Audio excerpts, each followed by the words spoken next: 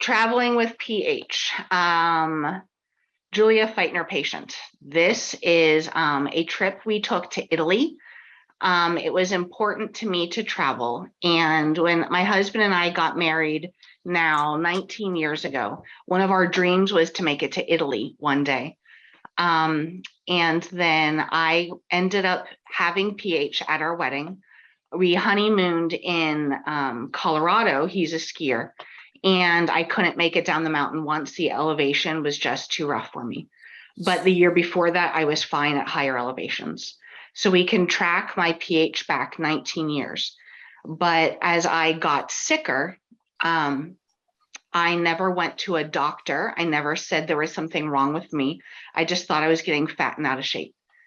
So by the time I finally spoke to a doctor that there was something wrong with me, I was 34 weeks pregnant with our second child. And this is him. I finally spoke to a doctor. There was something wrong with me. I was dying. I didn't know what it was. But at that point, I couldn't walk 10 feet without struggling to stay conscious. That was the first time I spoke that I had an issue. He admitted me immediately. It took 5 days of testing to figure out what was wrong with me before they started looking at my lungs. My pulse ox, my numbers were reading 71 and 69 was my oxygen at that point. About 22 hours after I was diagnosed, I was transferred across state to an ICU at a women's hospital to try to deliver the baby before I passed, because I was fading quickly. 2 hours after arriving at the hospital, I was intubated and on life support. And he was born 6 weeks early, less than 8 hours later. So this photo is taken 36 hours after diagnosis when I first met our kiddo. He's happy, he's healthy, he's a vibrant, strong, active 15-year-old at this point. But this is where I started my PH journey when I was first introduced to PH. And I remember sitting in the hospital room about a week or two later. I finally made it to the chair for the first time from the bed, and turning to my husband and just starting to cry and saying, I'm sorry, Italy's never going to happen now. If I can't make it to a chair, how am I ever going to make it to Italy? Like, what's the point of living? And all of that difficult stuff that we deal with as we're dealing with a new diagnosis and how our life may change.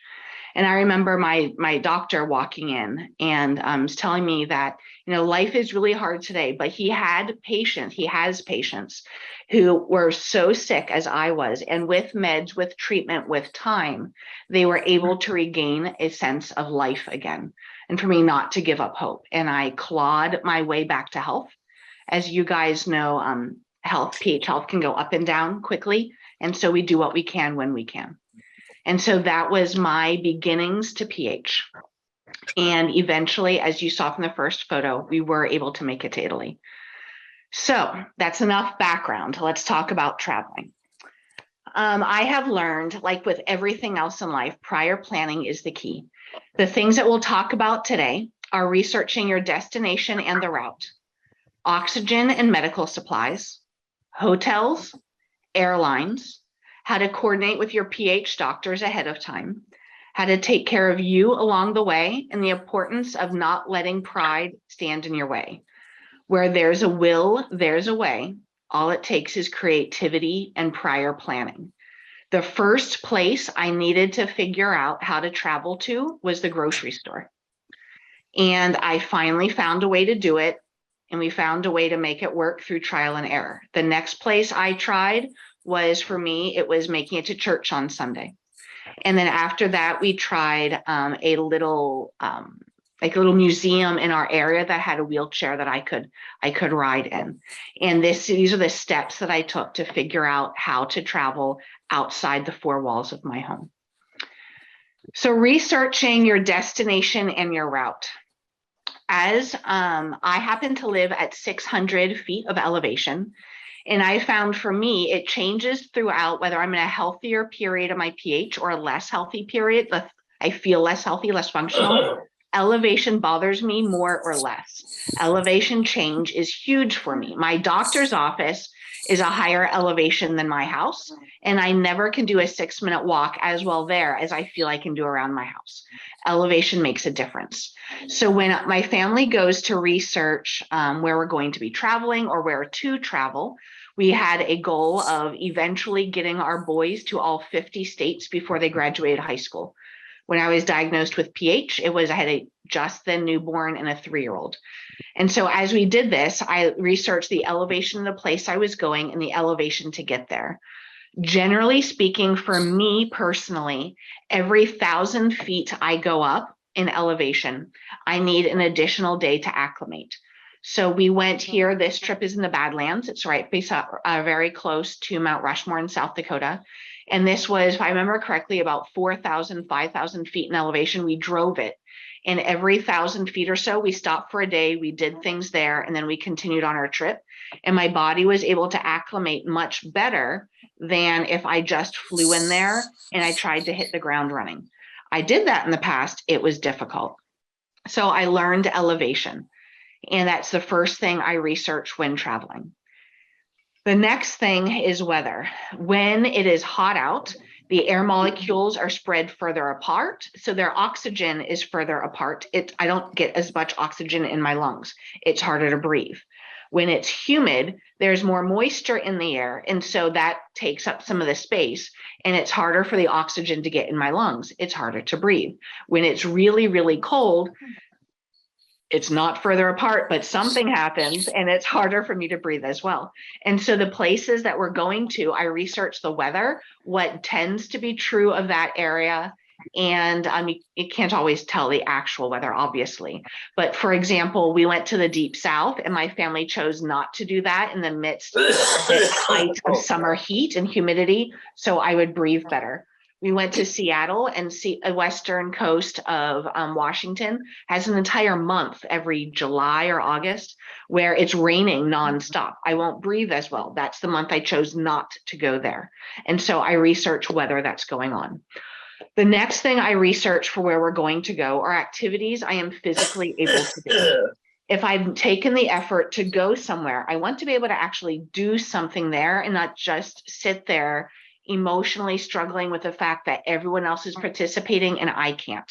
Yeah. And so, for example, we went to Acadia National Park in Maine, and my family discussed the possibility of hiking up. It's called Cadillac Mountain, and on the top, you can see the sunrise, the first place on the East Coast. It's really kind of cool. But I can't hike up a mountain. I can't do that. I can't participate.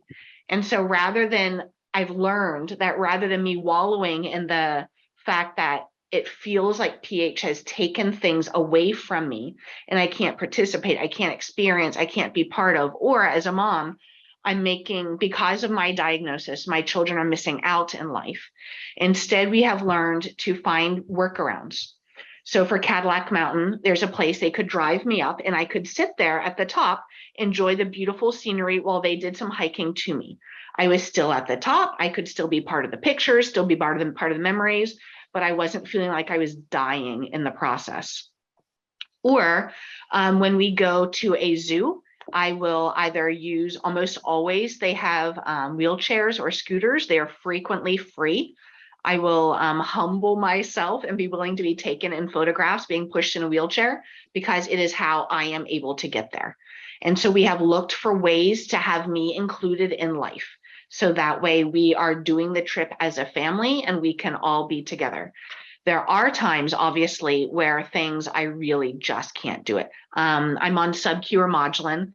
I know there are some patients who choose one way or another to still swim. I don't. And so I don't go scuba diving with my family, for example, is a choice that I've made. But I can still be on the boat, still be part of the experience. So some things there, of course, we don't have to do everything, but I find activities I am physically able to do. The next thing I research is a local PH center or hospital or doctor. It is a little discombobulating to be in a new area, new surroundings, trying to get your lay of the land, figuring out your way, like where's the grocery store, where's the gas station, where's my hotel, where's our activity. And should something happen, and throughout my 15 years now, well, probably 14 years now of traveling with PH, things have happened on my trips. And so it has been helpful that ahead of time, I had an idea of, okay, I'm in Boston. Should something happen, which hospital should I probably visit their ER? Which one might know something more about it? It's always hit or miss who you get when you walk in that door, but at least there's some semblance of someone here might have some idea.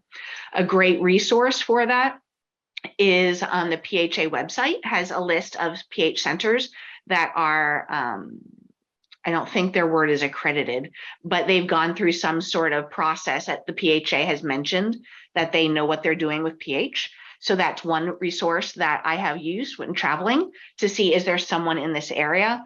Another one that I have used is I've spoken to other patients in the area. I've gotten to know, allergies. I've gotten to know other patients through the various Facebook groups that I've joined, or I throw something out there, like here going to to Mount Rushmore on that trip. I throw out, hey, we're going out to Mount Rushmore. Are there any patients out there? And this girl commented, yeah, I live in Rapid City. And so I got to know someone who was there ahead of time and asked her, hey, where do you go in case of emergency? And in her situation, she's like, yeah, I drive to a different state. Good to know in advance. But should something happen, I know as patients, we are never supposed to borrow someone else's supplies. But if my pump dies and I need a syringe, I would rather borrow from a patient. As a patient, this is not medical advice, this is me. I'd rather borrow from a patient than have absolutely nothing. And so for me, it's another security net that there is someone in the area who either might know who to point me to in case of issues, or might be able to buffer me a little bit in case of something happening. So these are things that I research before we officially decide where we are going to travel. In terms of medication and supplies, I have found that 2 is 1, 1 is none. Emergencies do happen, they are unexpected, and we want them to be less stressful when they do happen. So I always have at least twice as much of everything. If I'm going to be gone and have to mix my medicine 5 times, then I have at least 10, 12, 14 of everything I need to do it, just in case. There have been times when, oops, a drink was spilled and some of my supplies got ruined and I couldn't use them. There were times when, oops, part of them got forgotten somewhere, or I'm mixing and the syringe, oops, it fell and now it's on the floor, and based on that floor, I am not using the syringe. And so I always try to have extra. When I go internationally, I have at least 3 times the amount of medication is what I choose to do so that I feel more secure in going. Medication and supplies, everything I need. When flying or when going internationally, especially, it's important to have your medicines in the original bottles so that should TSA or whatever other countries call their TSA look through it, they know what those pills are, or they assume that pills are what is in the bottle, rather than it just being some random drugs coming through their checkpoint. Also, my mother-in-law went with my father-in-law had Parkinson's, and they were in France a couple years ago, and he forgot one of his meds. He accidentally packed an almost empty bottle rather than the full bottle. And he was able to take his bottle to a local pharmacy, and they were able to find their medication that was comparable and help buffer him with what he needed for the duration of the trip, because they didn't have the same brand name, but because they had the actual bottle, the actual dosage, the actual everything, they were able to help. So it's always helpful to have your original bottles with you. Keep your supplies with you at all times. When you are on the plane, I never check them. They are always with me. They're always a carry-on. You're allowed 1 carry-on and a purse, and 1 medical. So if you have a bag, this is what I have been told every time. If you have a bag that has a CPAP machine, or it has a portable oxygen concentrator, or this is my bag, these are my pH syringes and medication and all of that, that can count as a separate item. It is medical. It does not have to technically be inside your backpack. It may be safer to, so you don't leave it, But if it's a matter of not having enough space, you are allowed to take it, medical things in addition. When I am out and about from the hotel, I keep them with me as well. If something happens and oops, my line gets snagged on something and tears or cuts, I don't want to have to travel back to the hotel to be able to take care of the issue. I want it with me so I can get going and get back to enjoying the day faster, one less stress. It's important to pay attention to their temperature, especially with the IV medications and perhaps the inhaled too. I've not been on inhaled, but perhaps it's true for them as well. So leaving things in hot cars that may be fine for a syringe or just perhaps just the device, but that's not good for the actual medications. So when I go, I end up taking, we have like a little cooler. Our family doesn't go out every meal. It's cheaper just to go to the grocery store and grab apples and bananas and whatnot. And I'll have a little cooler that I can put ice in it from the hotel, and like double baggies so that it won't leak. And I put my IV, this is my Remodulin bottle, in something that's waterproof, and I keep it with the ice. That way it's an okay temperature, and it does, like cars can get so hot, right? I mean, dogs can die in cars, our medicine can die in cars. And so make sure to pay attention to their temperature, either hot or cold. When you're traveling, if any issue comes up, immediately call your specialty pharmacy. They can deliver items to your hotel. I have had an issue where we were flying out from a different town. We drove to the airport, and I had just gotten my meds that day delivered because I wanted enough buffer for my trip. And I hadn't used any of that lot number of the items. And I went to mix my medicine. I do happen to do mine before bed at night. And it was malfunctioning. The syringes were bad syringes. And so I called up the specialty pharmacy, and they couriered them to my hotel, and it was there before I woke up in the morning. If they were close enough, they could drive it. Otherwise, they get things to you to hotels, but call them immediately. They can deliver them to you. Always, always take extra medication of IV, the vials. I've had times where my pumps have died and I had to go to an ER, and the ER set me up on their pumps until I could get new CAD MS3, the pumps to come to me, and they were able to take care of it because I had my supplies. Always take extra.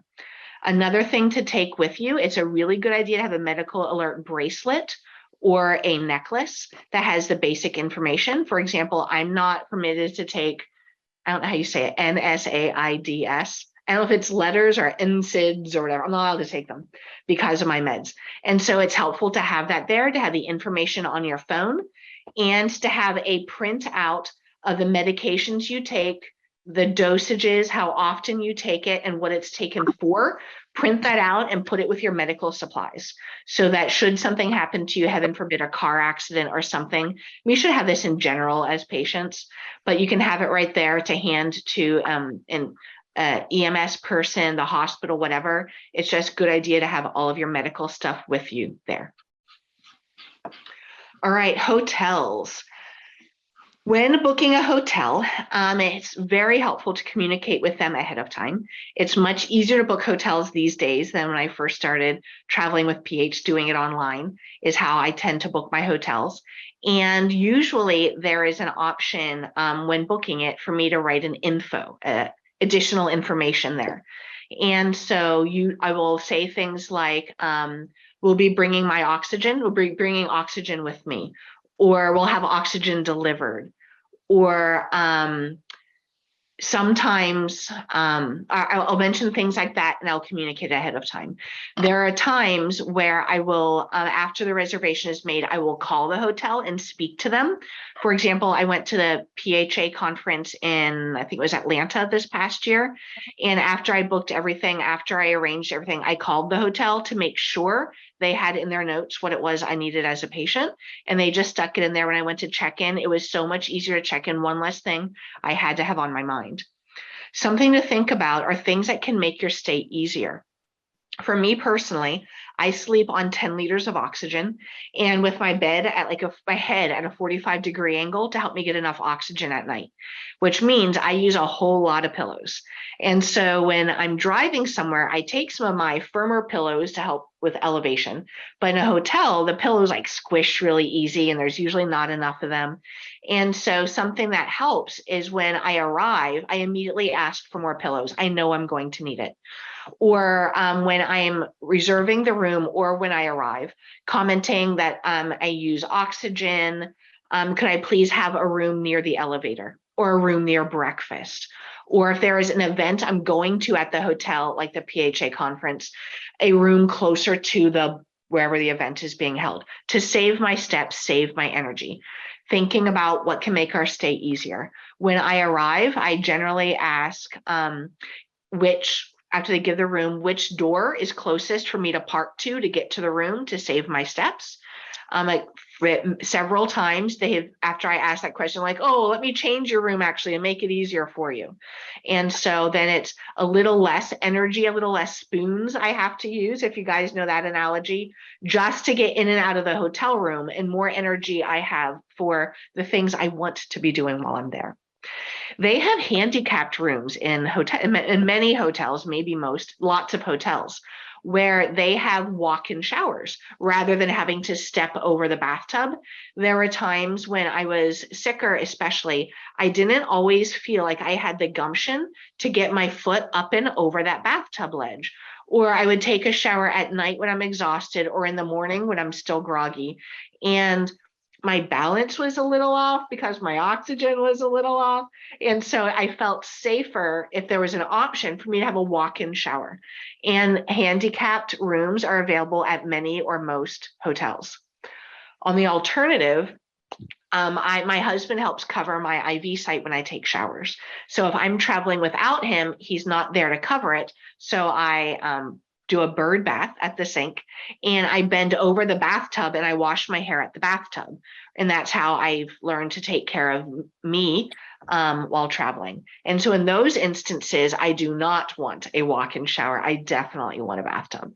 And so these are things to think about if some of that may be helpful to you as you're traveling. When I was first diagnosed and came home, I was on an IV called Flolan, and it needed ice packs on both sides of it to keep it cold to help the drug stay going.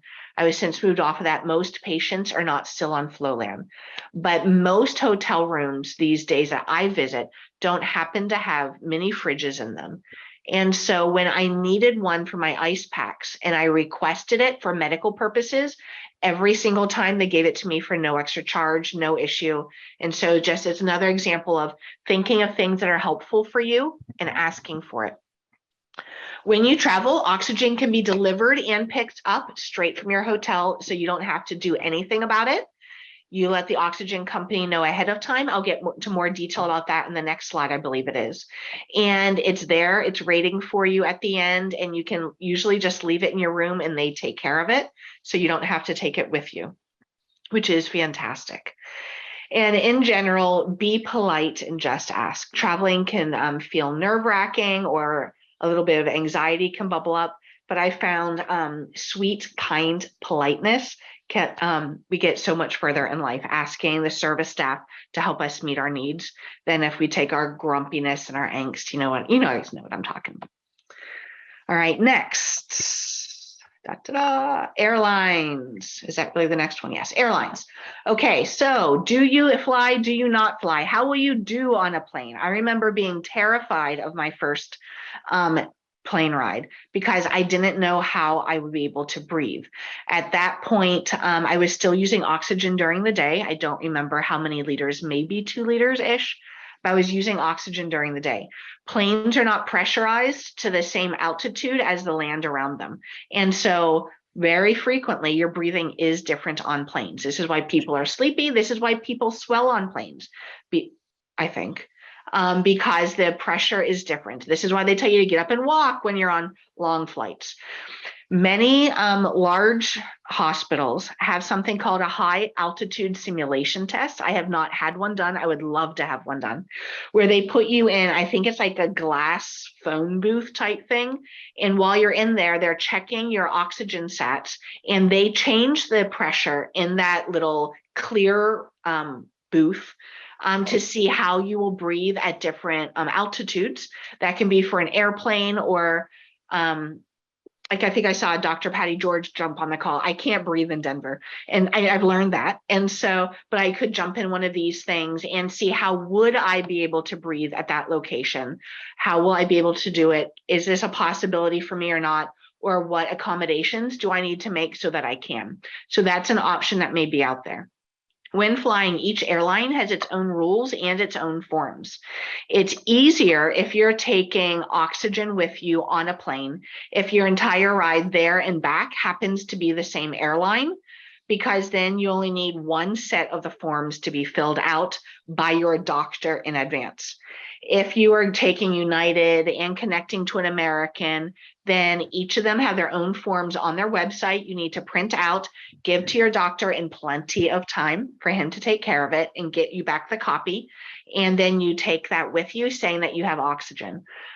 In addition to just the form, each airline has a list of portable concentrators that they permit to be used on their planes. The oxygen that I have, for a while, I borrowed someone's portable when we did certain trips. And now my insurance decided to cover most of the cost of one. And so I have one now. But the battery doesn't last very long. And so it's something you have to consider when you are traveling. You need to have, is that on this one or not? Yes, extra concentrator batteries. The times that I have flown, the airlines that I used, their policy was I needed 150% of the battery that I would need. If the flight was going to take me 4 hours, then I needed to have 6 hours worth of battery with me, or they were allowed to refuse for me to get on the plane. And so this is something to prepare ahead of time. There, in those instances of mine, there is not a place I could plug in my concentrator on those planes. There may be some where you can, and the ones that I've been on, there haven't been. And so it is fully battery only. And with how long it takes to recharge batteries, there really isn't enough time during just a layover in an airport to recharge for another. So that is something very much to consider when you're flying.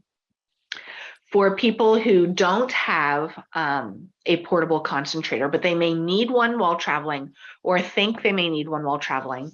When we went to Europe, my husband's company is one who actually sent us over for a business trip, and I got to tag along.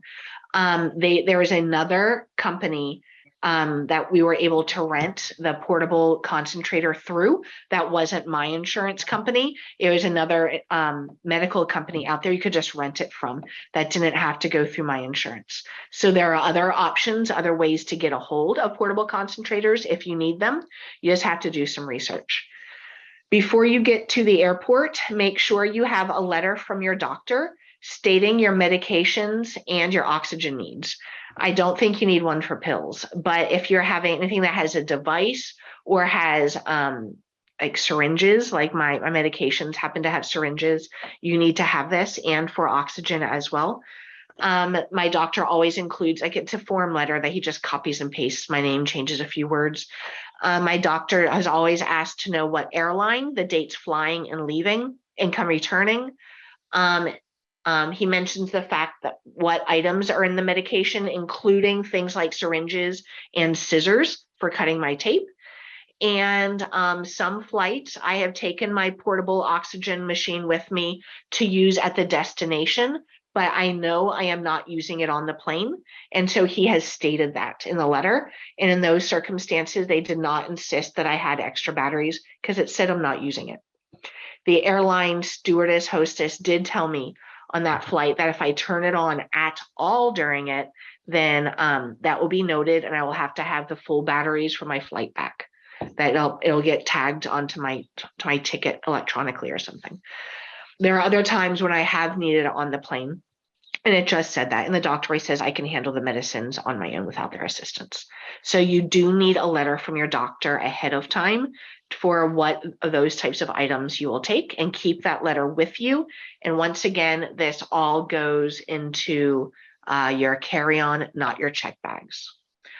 Always keep your meds and supplies with you. Give yourself extra time. When we rush as patients, our pressures rise, our pulse rises, our oxygen drops, and we don't want to be passing out, struggling to breathe, extra stressed, whatever. Give yourself plenty of time to get to the first airport, and ideally for your layovers as well. So you have time for potty breaks or whatever. There are some times in airplanes, maybe it's the altitude that one is set at, I'm not sure, where I'm constantly peeing on the plane, and sometimes I'm not. So my husband's learned it's helpful if one of us happens to have an aisle seat in case it's one of those trips, but not the end of the world. And wheelchair assist has been the biggest blessing in my life. I've used wheelchair assist now for years and years with all of the airports I go to. Everything they have told me, as soon as my tush is sitting in the wheelchair, I am like the responsibility of the airline. And so the plane is then expected to wait for me to get there. And so if it's a tight layover between, because mine was delayed landing or whatever, as long as I come up the gangplank and my tushy is in that wheelchair, then the next plane is supposed to wait for me. There was one time it was really close, but they're supposed to wait for me.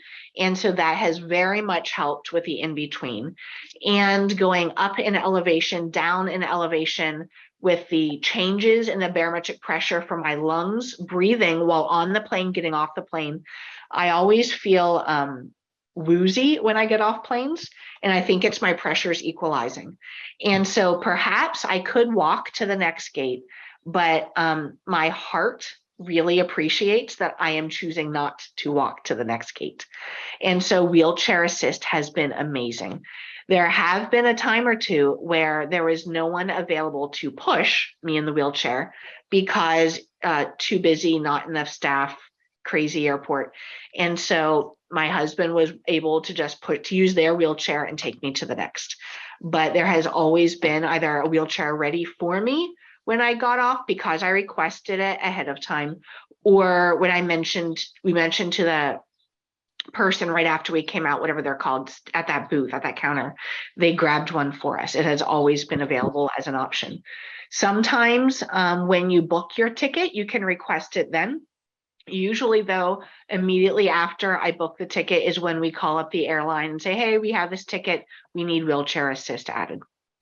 It has been the biggest life changer for me in terms of not feeling like I'm on death's door when I arrive. All right, next, oxygen supplies. I already mentioned that elevation, temp, and humidity may affect your oxygen needs. So it's important to have a conversation with your doctor ahead of time. Every patient is different. Every doctor's approach is different, and every situation is different. There have been times where I was told for where I was going and my situation, Julia, this is at a blood, yes, this is at a much higher elevation. If you need to, check your pulse ox. And if you need to, you may bump your oxygen up however much he suggested. So talk to him ahead of time. There are times when my Lasix has been slightly adjusted with his permission as well, because of elevation, temp, and humidity has affected. When it's more humid, I swell more. And as we swell more, we breathe less well. And so I was surprised when he mentioned to me at one point, I did not know this ahead of time, it is possible to be swollen and dehydrated at the same time. And so they were like, be careful how you do it. And they talked to me about how they wanted me to do it for my situation, my health. But talk to your doctor about any changes that there may be for you with where you're going, especially if it's drastically different in elevation, temp, or humidity from where you currently are. Take a pulse ox with you. I got this one for, I don't know, like $20 on Amazon. You stick your finger in and it reads. It has like a battery. I think my battery in it has lasted, I don't know, 8 years. Like it's next to nothing. And it has been wonderful. Take your pulse ox with you. Another thing that has helped, I've already told you I sleep on higher needs of oxygen than I obviously use during the day. Portable concentrators can only go so high in how much oxygen they put out. So something I was introduced to is called an oximeter. I'll pull it in here close. There are a couple versions of it. This one is like I'm going backwards. It's like a extra pillow. It gets fat here with extra, if I turn around, can you see the nasal part? It fills with oxygen. Or I've had another one where it hangs down like there's a medallion below it that has extra oxygen. This increases what the oxygen is. And there's a chart somewhere that says what the correlation is. It's something along the lines of, and I'm sure I'm wrong, a 4 on the machine. If you use oximeter, it pushes it out like a 5.5. Or a 5 on the machine pushes it out like a 7, it bumps it up. So if you have a need for more oxygen than the machine can use, this may be an option for you. Your doctor can order it by prescription from your oxygen provider, or I found them on Amazon as well, and they weren't that bad. They weren't that costly, but talk to your doctor. Just like some people can use pulse dose with oxygen and some people can't, check with your doctor before you use it, but it is an option that may be out there for you if you need higher flow than what you can do. Concentrator, as I said before, can be delivered to your hotel, or I happen to have Apria. And if I remember correctly, their policy changed a number of years ago, where if I let them know about my trip and the place they're delivering it to, picking it up from at least 2 full weeks in advance, then it's $200 for them to deliver and pick up the oxygen. If it's 2 weeks in a day, it's like $300 or $400. Well, that's like exorbitant, and I can't swing that. And so there have been times going for a funeral. Yes, I do what I have to do because you obviously don't have the notice. But I have learned what works well for our family. If we're driving, I take my machine with me in the car. If Aaron's not with me, then he or once a neighbor put it in the back of my car for me. I get to the hotel and the person at front desk or some random person outside has been kind enough to put it on my cart, on my big trolley thing for me. So I take mine if we're driving. Or if we're flying, we have learned it is much cheaper for us if we can land in the city before their local branch closes. I can pick up the oxygen machine from the local branch and then use it during my stay. And then I plan our return flight so that I can drop it off to them before heading to the airport. For Apria, the charge was $0 if I'm the one doing the pickup and delivery. That drastically changes my budget for trips. But that depends on so many other factors, but it's something to look into if you are needing that. I will say that I've learned to take backups of my items. On 10 liters of oxygen, I need a water trap so that I don't get all of the moisture from the humidifier bottle, the temperature difference in the hotel room. I don't get water running in my nose all night. I take a water trap with me just in case they don't have one there, because there's supply and demand chain issues all across the board so frequently. So I have learned to take what I need just in case. And also take with you the phone number of the local oxygen branches where you're going ahead of time, so that should something happen, you know who to reach. The machine doesn't work, you pick up the machine and it smells like had been living in a smoker's home for the last 20 years. You're like, yeah, I really can't do this.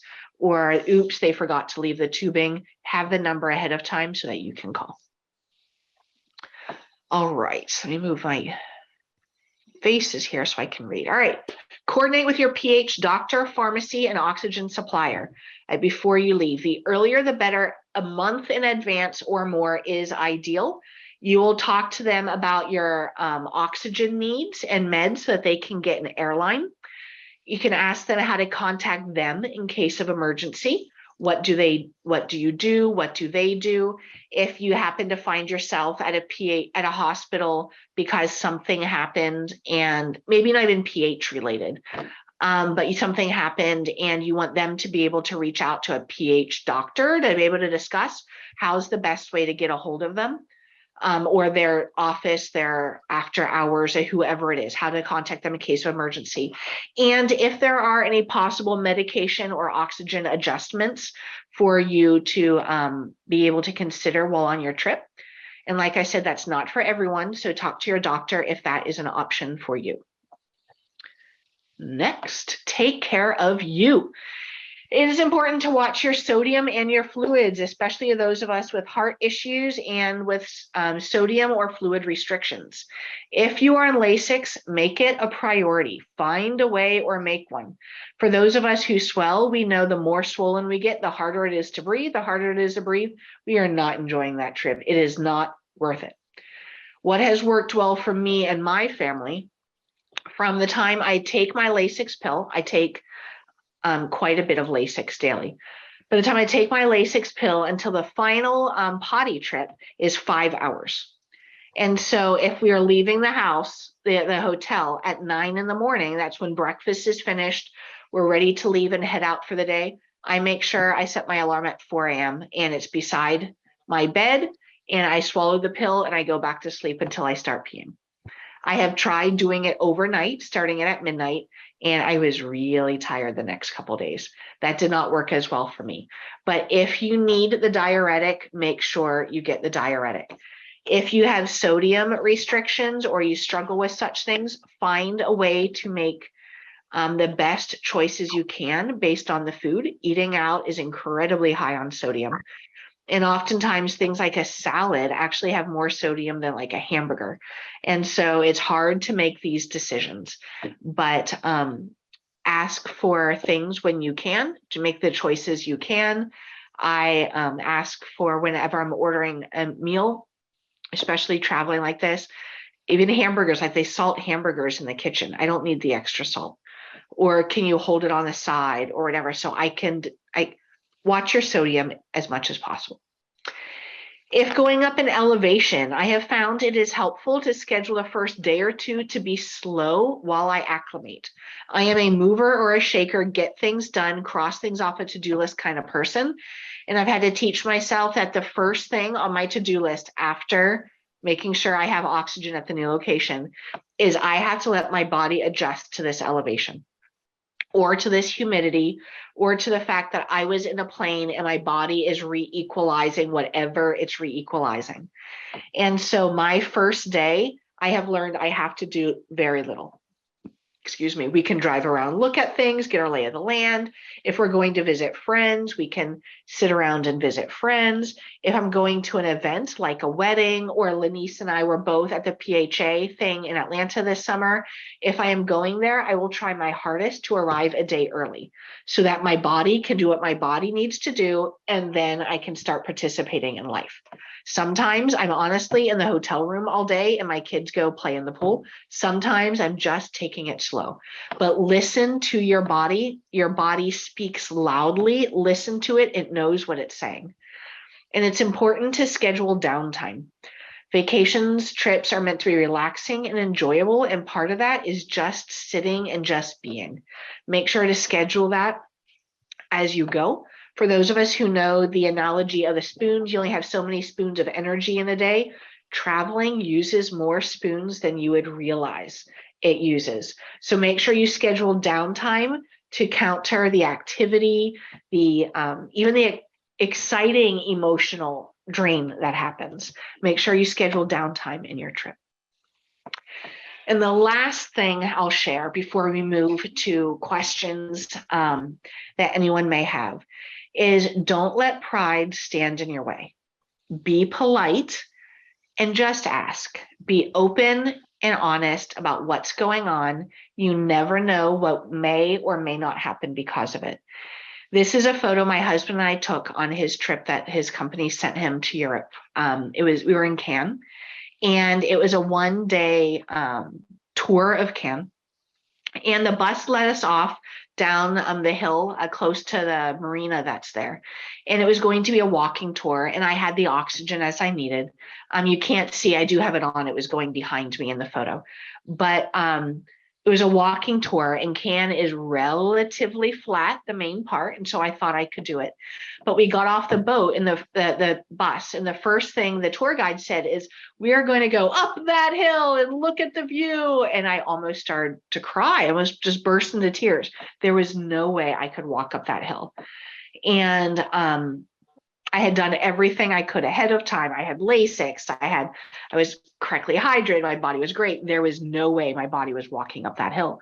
And so we gently took her aside privately and commented, I have lung problems. I can't do that. Can she please tell us where in town to meet them? And we will be there. We will not hold them up. We will not, whatever. We don't want to mess up the day for everyone else, but we really just can't. We don't want to ruin the day for everyone else. And the tour guide absolutely blew us out of the water. She was so incredibly kind. She told us that there are actually two ways to get up that hill. One is more direct, and that's how she takes people up. And then there's a more meandering way down. But there's also the more meandering way. And she encouraged us to try the more meandering with her going slowly for us. And I did not want to affect anyone else's day. I didn't want to ruin their trip and their tour.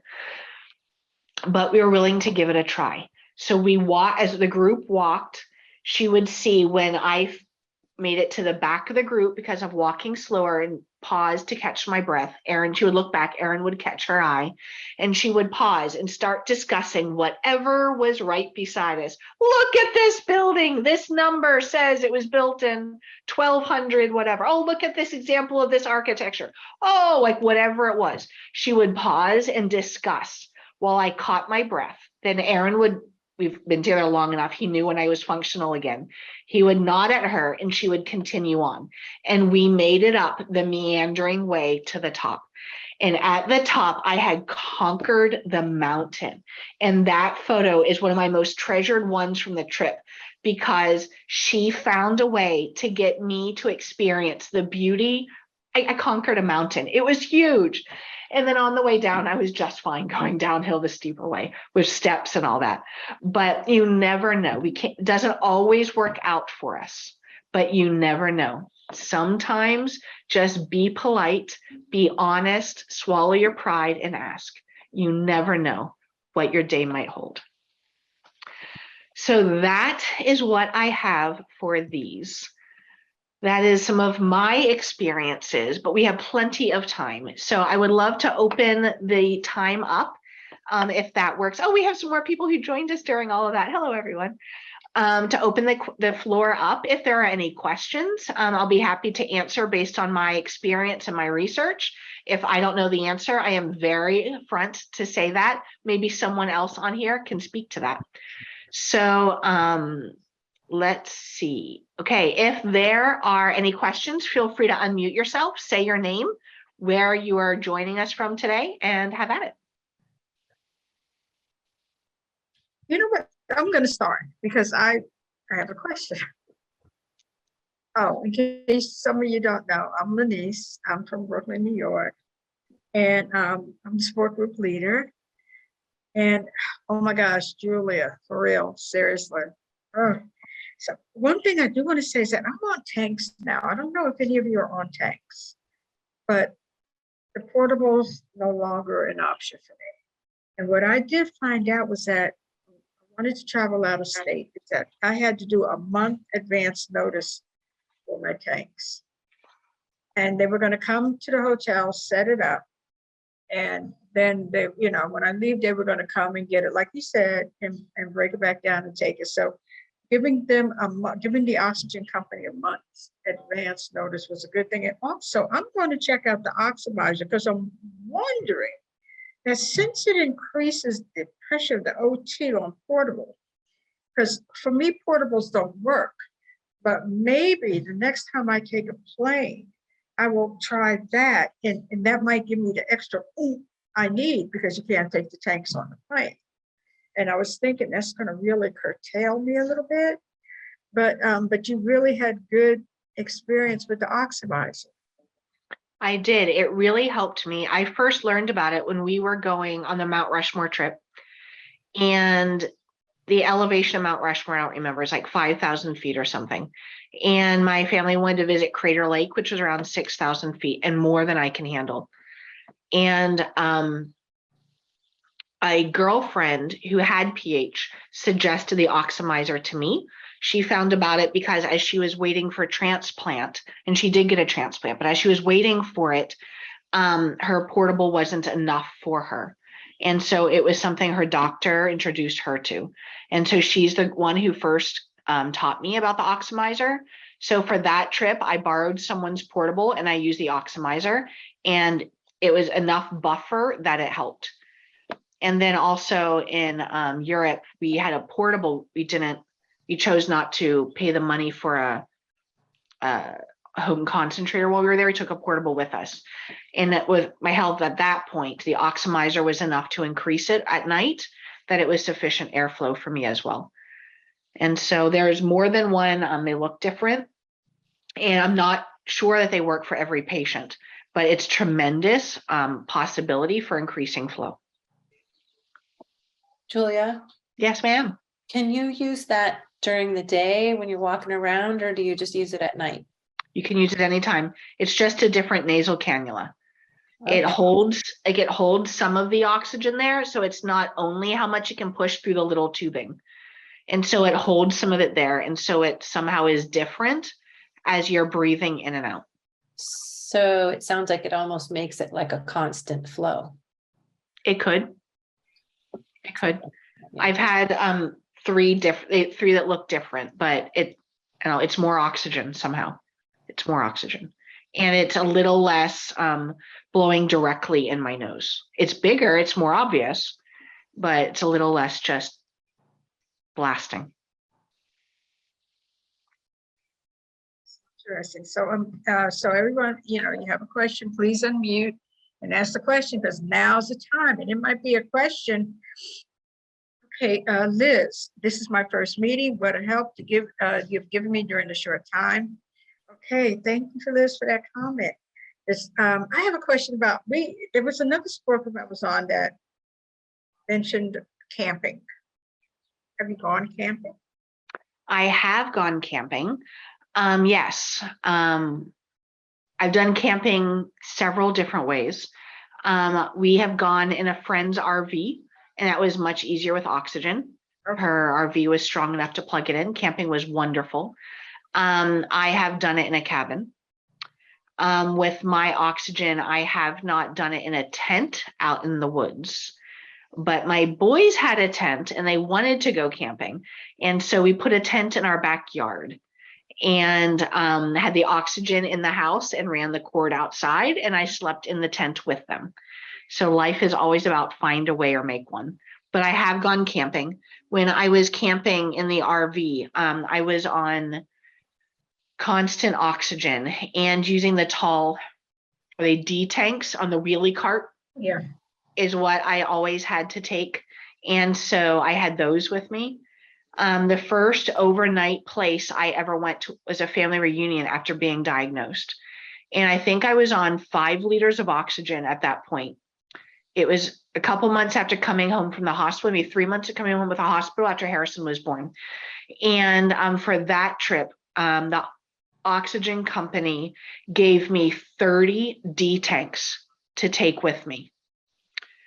And it was the entire back of the vehicle was filled with these things. And I'm like, as we're going through a tunnel, I'm like, dear God, let us not have an accident. Like the whole mountain will come down. But we found a way.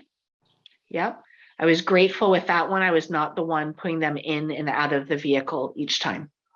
There are other people to help with that part. But like I said at the very beginning, with figuring out how to travel, it was how to do small things, how to go to a grocery store. It's the same concepts. What can I do? What do I need to do? How can I do this differently to make it work? And it's totally possible for life to be more than just our four walls.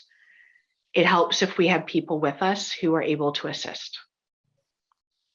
I remember before I was diagnosed, I had a 3-year-old, and nap time was my favorite time of the day because he was still and silent, and I was so sick I didn't have the energy to interact with him the way I wanted to. But at the same time, his bed was upstairs.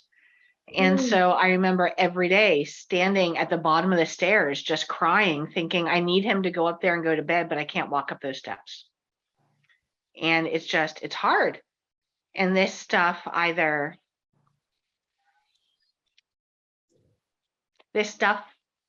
that we deal with our disease, whether it's these types of struggles or do I have purpose in my family anymore? Am I just a burden? Or like all of this stuff that we all think through, right? It's either it hurts us, the thoughts hurt us, whether or not the thoughts are real, are accurate or not, it hurts us.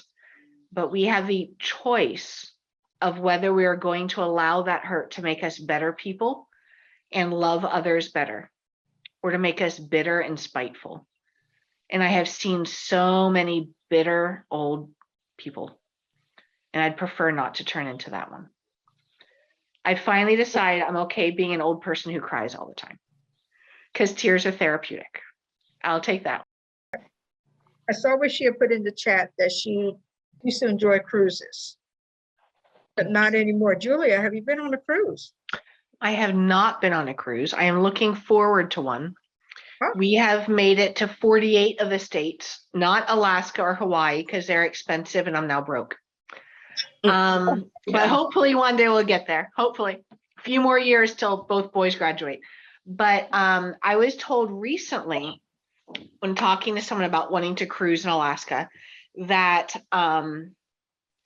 that when you book a cruise, the cruise company has their own oxygen company that will take care of delivering. They do not, really? That's what they told me. And so you contact the cruise company and they can help arrange that, because that way it's like one company delivering for whoever needs it. And I'm like, well, that's good to know. I've never traveled overnight by train because I don't think I can plug into like Amtrak, my machine. My portable, my big one at least. But I would love to cruise. I would love to do that. But I was talking to a PH, I don't even remember who she was, within the past couple of weeks. And she was telling me that she cruises and it is very possible to cruise. They get her a room that's more handicap accessible. They have a limited number of them on the boat, but they do have them. And yeah, that she's been decently well taken care of, I think was her phrase. So that was encouraging. You know, I think that, you know, today airlines and hotels and different places, you know, it just used to be like, okay, I live in New York. We have, like in San Francisco, a lot of brownstones, and there's like 50,000 steps up to these things. But now, and once you weren't able to be physically able to move up and down the steps, you pretty much just stayed wherever you lived. You never went outside. But now they make a lot of things accessible. Like Margie was talking about getting on a bus. Like I think the buses now, you know, they have that thing, they flop down. You can just put a little oxygen or a wheelchair or whatever up there, and they strap you in, or you sit down and you could go different places. I think they're much more accessible than they used to be. I mean, like just the fact we can get on a plane or a ship and go somewhere. Yes, you can absolutely fly with oxygen. Each airline has a thing on their website telling them which portable concentrators they accept. And you get a letter from your doctor saying that you'll need this and you'll be using it on the plane.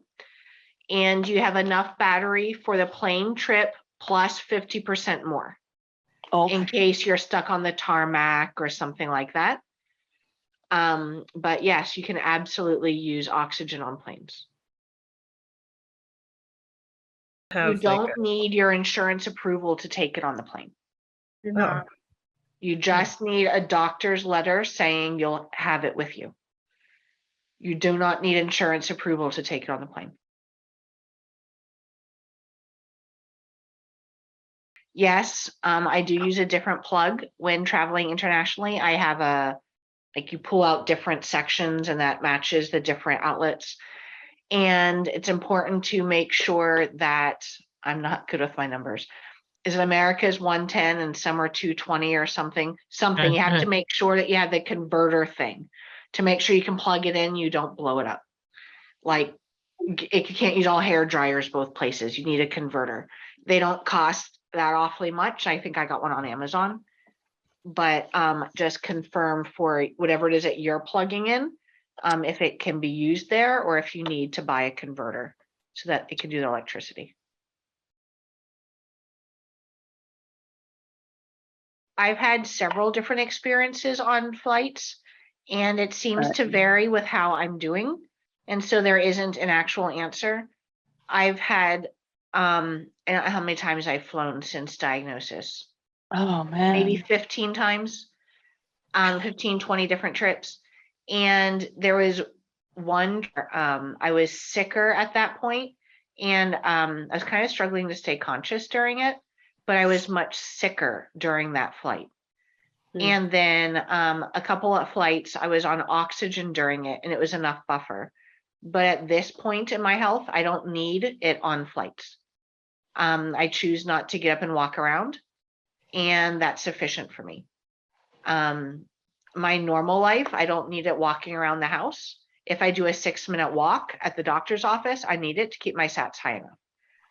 But for me currently, I don't need it flying. I'm not lightheaded, not dizzy. My eyes feel a little weird.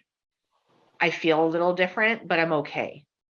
But I do notice that when I land, no matter which time it is, I feel a little, like you get off a boat, you're a little wobbly. I feel a little wobbly my first couple of steps off the plane as my pressures in my body are re-equalizing. But so that would be something that really only your doctor could answer, but it's a big range. But if you are doing this well at this elevation, there's a really good chance that you'll probably be okay because it's a small percentage increase. Thank you all. Thank you, Julia. Thank you all Lovely for meeting being here. everyone today. Julia, take Yeah. care. Thank you so much, Julia, and everybody. Be blessed, be well, be safe. Take care, everyone. Take care.